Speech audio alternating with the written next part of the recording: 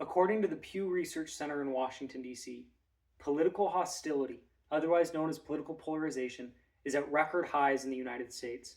Now, more so than ever, Americans are likely to describe their political opposites as immoral, dishonest, and closed-minded.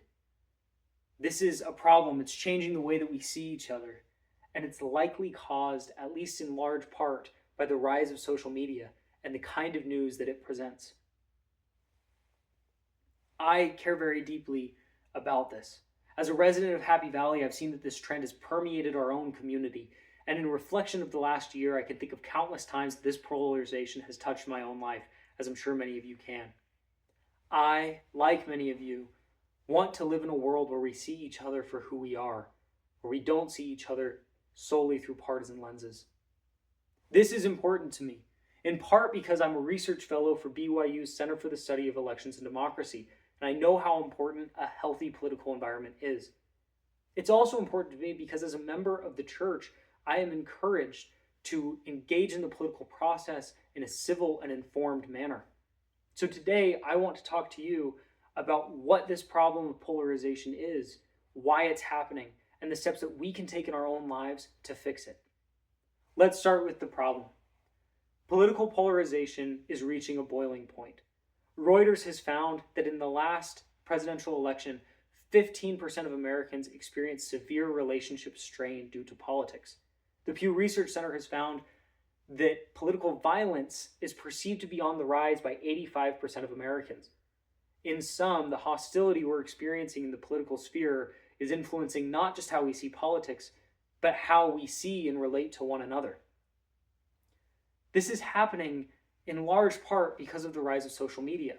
A researcher by the last name of Ian Doley, as well as some of his co-authors, recently surveyed 121 academic articles from different disciplines.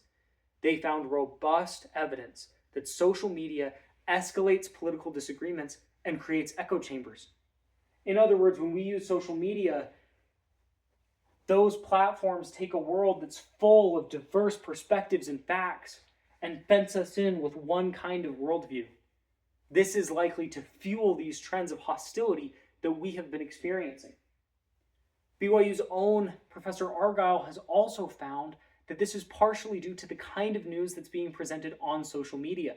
Professor Argyle found that social media users, even when exposed to alternative viewpoints, were likely to see them as untrustworthy and therefore meet them with hostility. This is not tenable. So what can we do?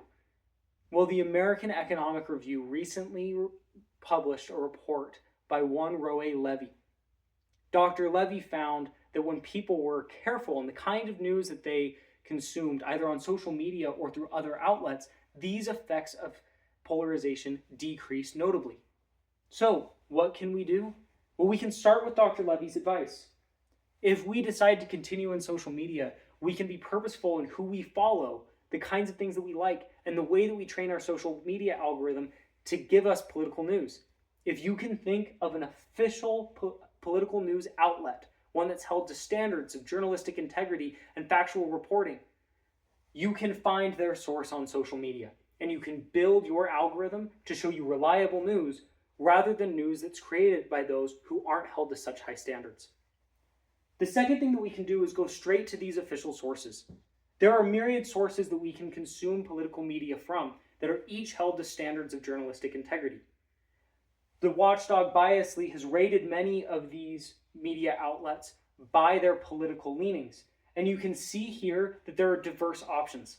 It's a good idea when limiting our polarization to try and cross-pollinate our media consumption and consume from different bars, preferably those near the middle.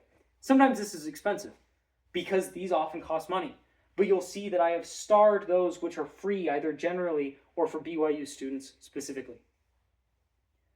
The last thing that we can do is we can take advantage of BYU's civic engagement events, either through the Wheatley Institute, the Office of Civic Engagement, the Political Affairs Society, or the Initiative for Peacemaking. BYU has ample events and instructions for how we can inform ourselves and engage in politics respectfully. In sum, the country is experiencing political hostility at levels that are frankly dangerous, and they're hurting us and how we see one another. But if we take the simple steps of changing our news diets and being strategic about how we use social media, we can change this. We can see each other for who we are and not simply through partisan lenses. Thank you.